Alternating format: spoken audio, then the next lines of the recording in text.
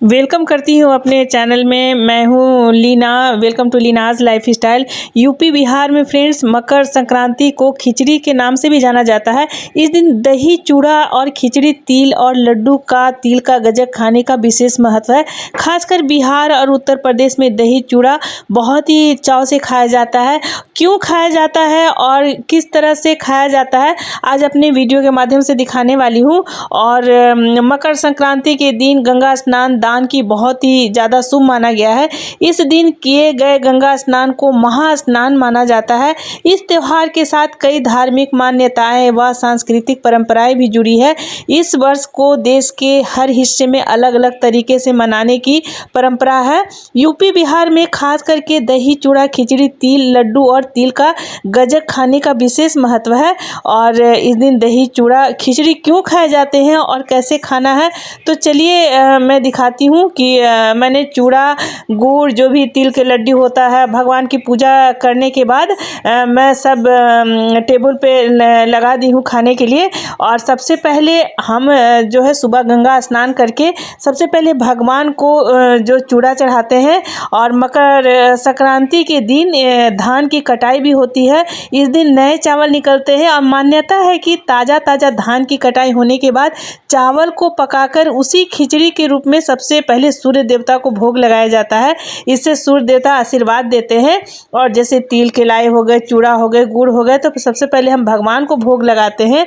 इसके अलावा यूपी और बिहार में दही चूड़ा का भी भोग सूर्य देवता को लगाया जाता है। और मान्यता है कि इस दिन रिश्तों में मजबूती आती है। दही चूड़ा और खिचड़ी दोस्तों को और रिश्तेदारों को भी दिया जाता है। और मकर संक्रांति के दिन दही चूड़ा खिचड़ी खाने का सौभाग्य की प्राप्ति होती है। इस दिन दही चूड़ा खिचड़ी का दान भी शुभ माना गया है। तो सबसे पहले पूजा करने के बाद ब्राह्मण के लिए जो खिचड़ी का जो भी वस्तु होते हैं चावल दाल हल्दी और जो आलू का भरता बनता है उसके लिए सब्जियां तो पूरी खिचड़ी का जो भी उसमें रहता है तो सब निकाल करके हम लोग सबसे पहले ब्राह्मण को दान देते हैं। दही चूड़ा खिचड़ी को लेकर धार्मिक मान्यता के अलावा जो है ना ये सबसे हेल्दी नाश्ता भी माना जाता है। और ख़ास करके मिथिला की बात करूँ तो मिथिला में बहुत ज़्यादा जो दही चूड़ा के दिन से सुबह से सब खुशी से झूम उठते हैं कि आज दही चूड़ा खाना है। दही चूड़ा मिथिला का विशेष व्यंजन है। दही चूड़ा और खिचड़ी को सुपाच्य ऐसे भोजन भी माना जाता है। ये आसानी से पच भी जाते हैं। साथ ही दही पाचन क्रियाओं को ठीक रखने का भी काम करता है। दही चूड़ा जो है ना वो तो चावल से ही बनता है। इससे फाइबर की मात्रा बहुत अधिक होती है जो पाचन की शक्ति को दुरुस्त करता है। तो चलिए मैं दिखाती हूँ कि दही चूड़ा किस तरह से खाया जाता है। तो यहाँ पर जो कतरनी चूड़ा होता है ना तो देखिए बिल्कुल हरा हरा धान के जैसा ये चूड़ा है।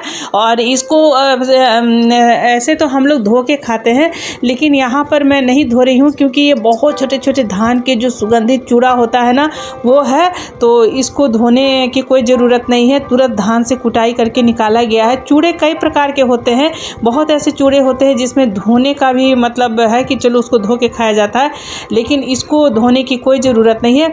उसके बाद इसको खाने का जो मैं तरीका दिखा रही हूँ तो चूड़ा जितना खाना है आप थाली में ले लें। उसके बाद ये जो होता है ना ये इसको भूरा बोलते हैं। ये गुड़ नहीं होता है। इसको चारों तरफ से आप फैला लें। बहुत जगह क्या होता है ना कि गर्म दूध भी डालते हैं लेकिन अगर दही ताज़ी हो अच्छी हो तो फिर दूध की कोई ज़रूरत नहीं होती है। और उसके बाद इसमें जो है ना ताज़ी दही और लोग अपने फैमिली के अकॉर्डिंग दही जमा करके रखते हैं। तो यहाँ पर एक पतीले दही भी जमा लिया था मैंने। तो ऊपर से आप कितना दही लेना चाहते हैं तो वो मैं दिखाऊंगी। क्योंकि मिथिलांचल मेरा ससुराल है तो खाने का जो दही चूड़ा का तरीका है ना तो इसलिए मैं आपके साथ वीडियो शेयर कर रही हूँ कि देखिए इस तरह से ही लोग खाते हैं। और सबसे पहले ये गुड़ का जो भूरा है उसको लेने के बाद नीचे चूड़ा ऊपर भूरा ऊपर से पूरे दही को आप चारों तरफ से फैला लें। और ये दही बिल्कुल ताज़ी है घर की जमाई हुई है। और बहुत लोग मटकी में भी दही जमाते हैं। और चारों तरफ से दही डालने के बाद और फिर इसको मिलाया जाता है अच्छी तरह से। और देखिए ये जो है ना, तो ये मुरही के लड्डू, ये चूड़ा के लाई होते हैं, तो सबको तोड़ के भी मिलाया जाता है। लेकिन अब शहरों में क्या है ना कि इतना ज़्यादा कड़ा बनने लगा है ना, तो देखिए टूट नहीं रहा है। लेकिन गांव में इतना ताज़ा और सौंफ वगैरह डाल के बनाया जाता है, तो लोग मिला करके खाते हैं। उसके बाद फिर सब दही चूड़ा को अच्छी तरह से मिलाने के बाद आप इसे खाएँ। बहुत ही स्वादिष्ट भोजन माना जाता है, सुपाच्य भोजन माना जाता है दही चूड़ा। खासकर मकर संक्रांति के दिन लोग सुबह से ही पूजा पाठ करके और भोजन खाते हैं। इसके साथ आप आलू गोभी की एक अच्छी सी सब्जी बना लें, और सब्जी खाने की भी परंपरा है। तो यहाँ पर आलू और जो अभी मटर की छीमी आ रही है ताज़ी, तो उसकी मैं सब्जी बना ली हूँ। तो यहाँ पर इस तरह से आप मिथिलांचल में सुबह से लोग खाते हैं, पीते हैं और इस व्रत का एंजॉय करते हैं।